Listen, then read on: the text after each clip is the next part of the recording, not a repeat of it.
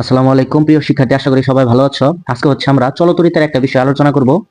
সেটা হচ্ছে বর্তনীতে অ্যামিটার দিয়ে আসলে কি কাজটা করা হয়, বা অ্যামিটার সম্পর্কে যে কাজগুলো আমরা বর্তনীতে করি সেটার হচ্ছে আমরা আলোচনা করব। হ্যাঁ, তো আজকে আমাদের মূল টপিক হচ্ছে কি অ্যামিটার। বর্তনীতে কেন অ্যামিটার লাগানো হয়, অ্যামিটারের পাল্লা কিভাবে বৃদ্ধি করা হয়, অ্যামিটারের পাল্লা বৃদ্ধি করতে কত মানের রোধ লাগাতে হবে, এই ধরনের রিলেটেড সমস্যা। তো প্রথমে হচ্ছে আমি একটা এক্সাম্পল তোমাদের এখানে দেখাই। মনে করো এটা হচ্ছে আমাদের একটা বর্তনী। তো বর্তনীতে হচ্ছে এখানে তোমার দুইটা রেজিস্ট্যান্স আছে, ধরো নাও এটা হচ্ছে একটা রেজিস্ট্যান্স, এটা হচ্ছে একটা রেজিস্ট্যান্স। রেজিস্ট্যান্স যদি আছে সমান্তরালে, তারপর এখানে আরো একটা রেজিস্ট্যান্স আছে, এরপর এইখানে এখানে ধরো একটা অ্যামিটার আছে। হ্যাঁ, এটা হচ্ছে একটা অ্যামিটার, এখানে আমরা বলে দিলাম এটা হচ্ছে অ্যামিটার। আচ্ছা, এখন উপরের যে রোধ, হ্যাঁ এই রোধটা আমরা দিলাম হচ্ছে 3 ওহম, আর নিচের রোধটা দিলাম 6 ওহম, আর এইটাকে দিলাম হচ্ছে আমরা তো কথার কথা 8 ওহম। এখানে একটা ব্যাটারি আছে, ব্যাটারিটা ধরে নাও যে 30 ভোল্টের একটা ব্যাটারি। তাহলে এটা হচ্ছে ই ইকুয়াল টু কত?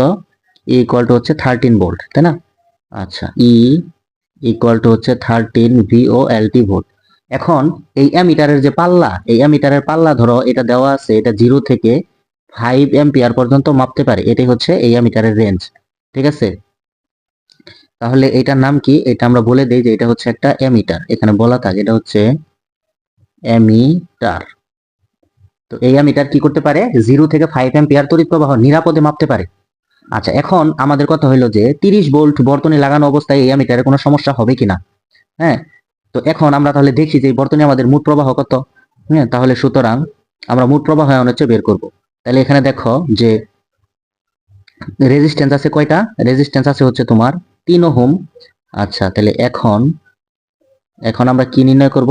মোট প্রবাহ নির্ণয় করব। এখন মোট প্রবাহ প্রবাহ নির্ণয়, এটা আমরা নির্ণয় করব। হ্যাঁ, মোট প্রবাহ নির্ণয়।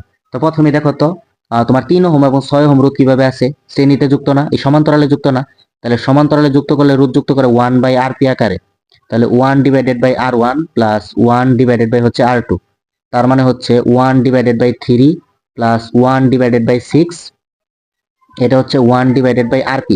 তাহলে এখান থেকে যদি আমরা লসাগু নেই, তাহলে আমাদের লসাগু কত হয়? লসাগু হয় 6। তাহলে এখানে হয় 2 প্লাস 1, এটা হলো 1/RP। সুতরাং আরপি ইকুয়াল টু হচ্ছে 2 ওহম। হ্যাঁ, তাহলে দেখো আরপি এবং 8 ওহম রোধ কিভাবে যুক্ত?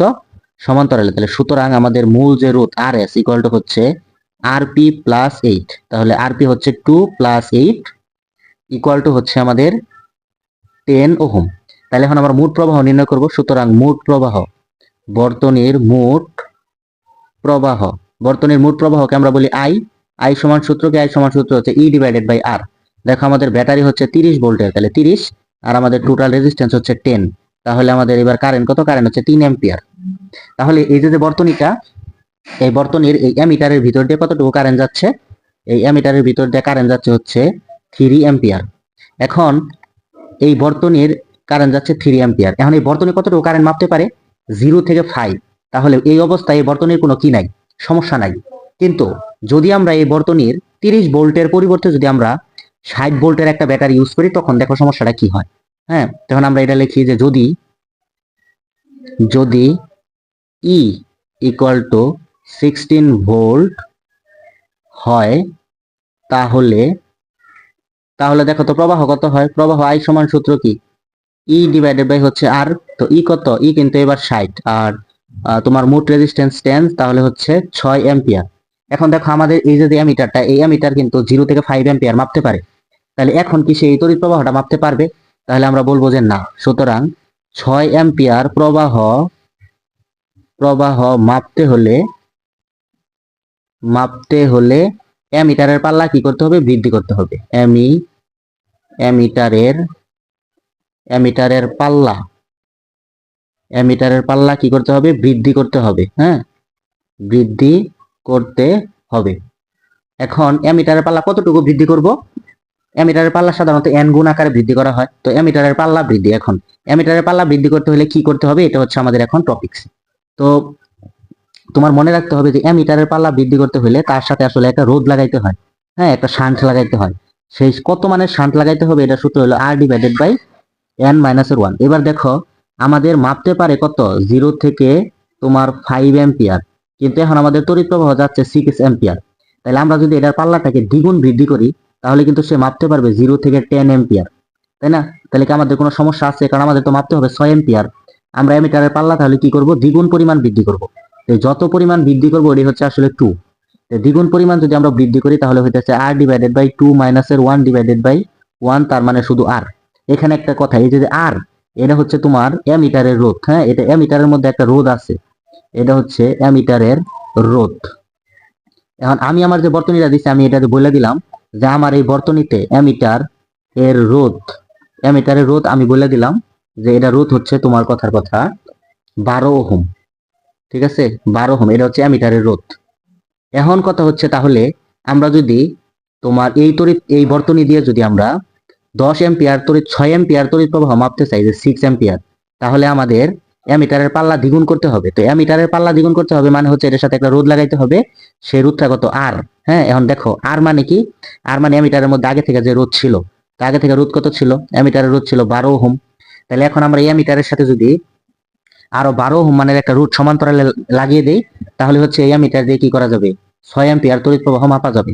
এখন কথার কথা ধরো যে এই এম্পিয়ার দিয়ে আমরা হচ্ছে তোমার 14 এম্পিয়ার তড়িৎ প্রবাহ মাপতে চাই। তো 14 এম্পিয়ার তড়িৎ প্রবাহ মাপতে হলে অবশ্যই দ্বিগুণ করলে হবে না, তখন অ্যামিটারের পাল্লা কি করতে হবে? 3 গুণ। তাহলে দেখো তো তখন কত মানের শান্ট লাগবে? এই যে এস ইকুয়াল টু সূত্র কি? আর এর মান তো ছিল 12, পাল্লা করবা 3 গুণ, এই যে n মাইনাস 1, সূত্রটা এখানে লিখি। সূত্রটা হলো S equal to R divided by n মাইনাসের 1। তাহলে দেখো n এর মান কত? 3 ডিভাইডেড বাই কত? 3 মাইনাসের 1। তাহলে কত হয়? 6 ডিভাইডেড 12, 12 ডিভাইডেড বাই হচ্ছে 2, তার মানে কত? 6। তার মানে 6 ওহম মানের একটা রোধ যদি এখন লাগিয়ে দেই তাহলে হচ্ছে আমরা 14 এম্পিয়ার তড়িৎ প্রবাহ মাপতে পারবো। এখন ধরো আমি তড়িৎ প্রবাহ মাপতে চাই 20 এম্পিয়ার। 20 এম্পিয়ার তড়িৎ প্রবাহ মাপতে হলে অবশ্যই পাল্লা দ্বিগুণ করলেও হবে না, 3 গুণ করলেও হবে না, 4 গুণ করতে হবে।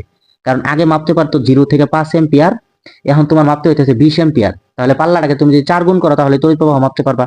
এখন পাল্লা যদি তুমি 4 গুণ করতে চাও, তুমি তো আর এমিটারকে বলবা না যে আমি 20 এম্পিয়ার তড়িৎ প্রবাহ মাপতে চাই, এমিটারের পাল্লাটা তুমি 4 গুণ হয়ে যাও, তা তো আর হবে না। তোমার এই কাজটা করতে হবে। কি করতে হবে?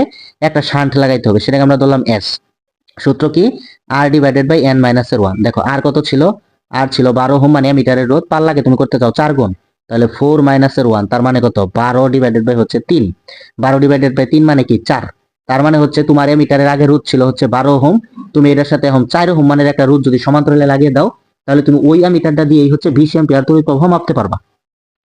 এখন ধরো তোমার কোনো সময় তড়িৎ প্রবাহ মাপার প্রয়োজন হলো 30 এম্পিয়ার, তাহলে অবশ্যই তুমি পাল্লা দ্বিগুণ, 3 গুণ করলে 4 গুণ করলে হবে না, 5 গুণ করলে হবে না, 25 হবে। তোমার করতে হবে কয় গুণ? 6 গুণ। তাহলে সেক্ষেত্রে দেখো তোমার কি হয়? তাহলে সেক্ষেত্রে এস ইকুয়াল টু হইতেছে আর ডিভাইডেড বাই n মাইনাসের 1। পাল্লা কয় গুণ? 6 গুণ। তাহলে এখানে তুমি n এর মান দাও 6 মাইনাসের 1, উপরে হচ্ছে কত? 12। তাহলে কত? 12 ডিভাইডেড বাই হচ্ছে 5। 12 কে তুমি যদি 5 দিয়ে ভাগ করো কত হয়? আনসার আমি জানি না, ঠিক আছে। তো আমি ধরে নিলাম তখন উত্তর হইলো যে তোমার এর আগের বার কত ছিল? 4 না? এবার ধরো যে হইলো 2 পয়েন্ট সামথিং হবে আর কি, মনে করো যে 2.5 হইলো। তাহলে এখন তুমি যদি ওই তোমার আগের যে অ্যামিটারটা ছিল ওই অ্যামিটার দিয়ে যদি তুমি 30 এম্পিয়ার তড়িৎ প্রবাহ মাপতে চাও তাহলে জাস্ট ওই অ্যামিটারের সাথে 2.5 ওহম মানের একটা রোধ সমান্তরালে লাগিয়ে দিবা।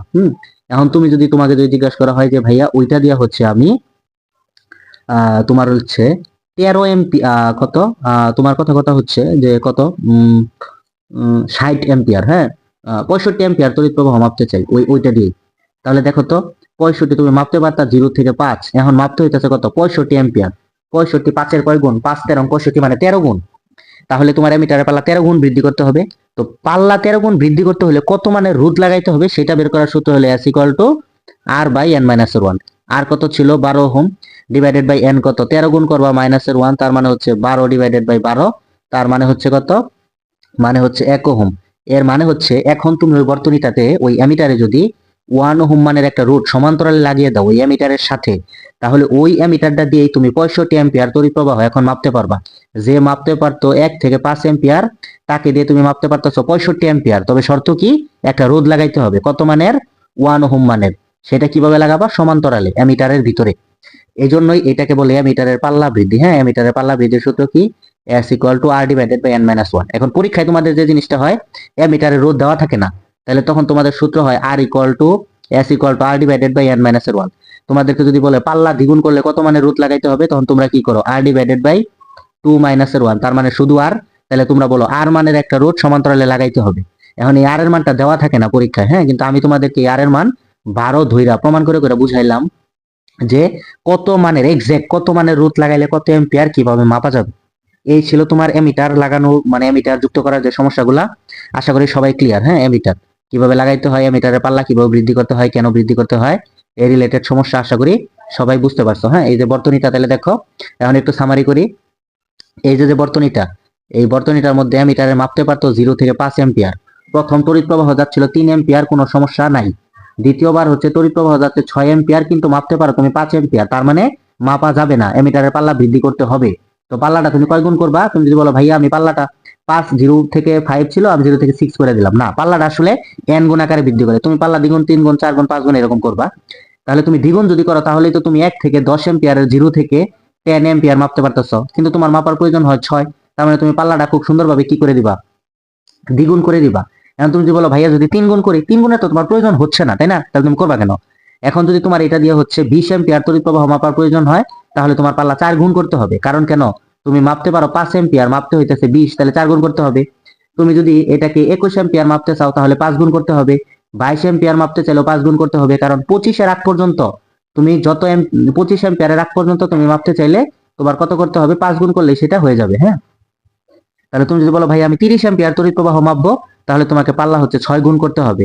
তো পাল্লা 6 গুণ করতে হলে কত মানে রোধ লাগাইতে হবে, সেইটা বের করার সূত্র হলো R S equal to R divided by N minus এর 1। তাহলে এখন যদি আর এর মান দেওয়া না থাকে তাহলে কি হবে? আর ডিভাইডেড বাই কয় গুণ করবা? 6 গুণ, তাহলে 6 মাইনাস এর 1, তার মানে আর ডিভাইডেড বাই 5। এটা মানে হচ্ছে অ্যামিটারের সাথে যে রোধ আছে ওটা হচ্ছে আর, সেই আর এর 5 ভাগের 1 ভাগ মানের একটা রোধ যদি তুমি ওখানে যুক্ত করো, তাহলে যে আগে হলো 5 এম্পিয়ার মাপতে পারতো, এখন সেই 30 এম্পিয়ার তড়িৎ প্রবাহ মাপতে পারবে। আশা করি ক্লিয়ার সবাই। তো এটাই ছিল আমাদের অ্যামিটারের ক্লাস। আশা করি সবাই বুঝতে পারছো। নেক্সট হচ্ছে হয়তো অন্য কোনো একটা ক্লাসে দেখা হবে।